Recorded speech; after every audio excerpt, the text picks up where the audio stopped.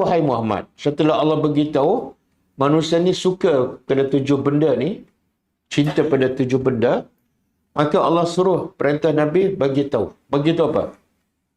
Qul a'unabbi'ukum. Wahai Muhammad, bagi tahulah pada umat kamu. Nak tak a'unabbi'ukum? Aku? Apa ada a'unabbi'ukum? Nak tak aku? Nak cerita pada kamu.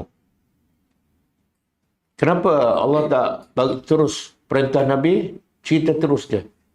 Tapi Allah perintah Nabi, tanya dulu. Tanya soalan. Nak tak aku nak cerita ni? Pengajarannya apa? Ha?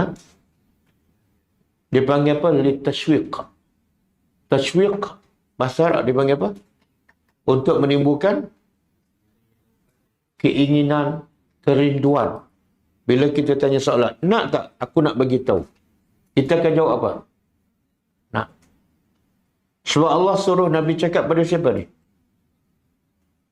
Orang beriman lah. Orang beriman. Nak tak aku unabbi'ukum, cerita pada kamu?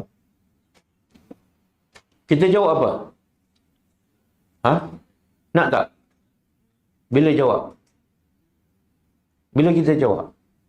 Pernah tak bila kita baca ini kita jawab? Nak? Ada jawab? Ada jawab? Tak ada, kenapa tak jawab?